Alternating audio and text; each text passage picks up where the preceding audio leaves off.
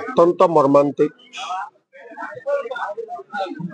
আজি স্বৰ্গীয় শ্বহীদ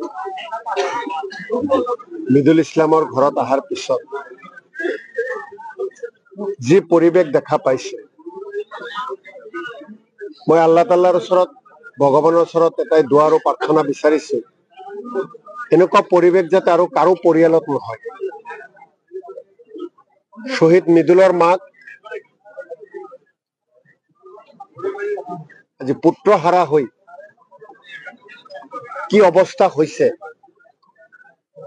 যিসকলে দেখিছে তেওঁলোকেহে বুজিব পাৰিব। শ্বহীদ মৃদুলৰ পত্নী আজি স্বামী হাৰা, দুটি কণমানি সন্তান আজি পিতৃহাৰা, পৰিয়ালৰ মানুহ এজন আপোনজন হেৰুৱাইছে। এই পৰিৱেশ আৰু বৰ্ণনা কৰিব নোৱাৰি। কোনোবা মাতৃক বুকু সোধা কৰিলে, কোনোবা পত্নীক স্বামীহাৰা কৰিলে, সন্তানক পিতৃহাৰা কৰিলে। ইয়াৰ বাবে দায়ী কোন?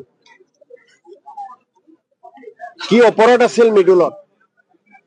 মানুহৰ কাৰণে ন্যায়ৰ বাবে দাবী কৰিবলৈ গৈছিল ৰাজভৱনলৈ। গতিকে মৃদুলৰ যি হত্যাকাৰী, হত্যাকাৰীৰ বিচাৰ আমাক লাগিব। কোনো কাৰণতে হত্যাকাৰীৰ বিচাৰ নোহোৱাকৈ আমি ক্ষান্ত নহওঁ। শ্বহীদ হিচাপে আমি কংগ্ৰেছ দলৰ ফালৰ পৰা ঘোষণা কৰিছো, আজি জানাজা সম্পূৰ্ণ হল। হাজাৰ হাজাৰ মানুহ আহি আজি কান্দিছে। এটা কথাই কৈছে, এই দেশত ন্যায় নাই নেকি? সংবিধানে আমাক অধিকাৰ দিছে প্ৰতিবাদ কৰা। গণতান্ত্ৰিক প্ৰতিবাদ কৰিছো, শান্তিপূৰ্ণ প্ৰতিবাদ কৰিছো। অসম মাতৃৰ এজন সুসন্তান হিচাপে মৃদুলে যুঁজ দিছে সমাজৰ কাৰণে। সমাজৰ কাৰণে আৰু ন্যায়ৰ কাৰণে যুঁজ দি প্ৰাণ দিয়া মৃদুলৰ কাৰণে আজি হাজাৰ হাজাৰ মানুহে দোৱা কৰিছে। মৃদুলৰ আত্মাই যাতে স্বৰ্গগামী হয়, ভেষ্টবাসী হয়।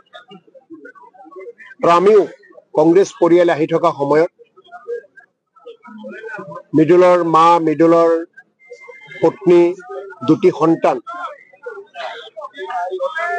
তেখেতৰ যিটো পুত্ৰ, স্বামী আৰু পিতৃ, তাৰ অভাৱ আমি কেতিয়াও পূৰণ কৰিব নোৱাৰিম।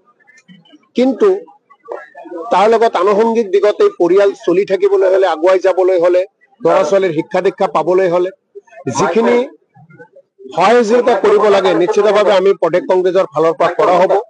নিখিল ভাৰত কংগ্ৰেছ কমিটিৰ সভাপতি খাৰ্গে ডাঙৰীয়া, আমাৰ নেতা ৰাহুল গান্ধী ডাঙৰীয়াই এই পৰিয়ালৰ লগত আছে। প্ৰদেশ কংগ্ৰেছৰ সভাপতি ভূপেন বৰা ডাঙৰীয়া, বিৰোধী দলপতি দেৱব্ৰত শইকীয়া ডাঙৰীয়া, আমি সকলো এওঁলোকৰ লগত আছো। আৰু আৰ্থিকভাৱে যাতে তেওঁলোকে কোনো বেয়া পৰিস্থিতিৰ মোকাবিলা কৰিব লগা নহয়, আৰ্থিক ক্ষেত্ৰত যাতে পৰিয়ালে কষ্ট পাব লগা নহয়, সেই ক্ষেত্ৰতো প্ৰদেশ কংগ্ৰেছৰ ফালৰ পৰা আমি চকু ৰাখিম। আৰু আহি থকা সময়ত সকলোৱে জানে, মৃদুলৰ মাতৃ এটা সময়ত ইয়াতে পঞ্চায়তৰ ইলেকশ্যন খেলিছিল। মৃদুলৰ পৰিয়াল কংগ্ৰেছী পৰিয়াল। মৃদুলেও আশা কৰিছিল পঞ্চায়ত নিৰ্বাচনত ভাগ লোৱাৰ কাৰণে। গতিকে এই পৰিয়ালৰ পৰা যদি ভাগ লয়, নিশ্চিতভাৱে আমি কংগ্ৰেছ দলে তেওঁলোকক সেইখিনি সুবিধা দিয়া হ'ব।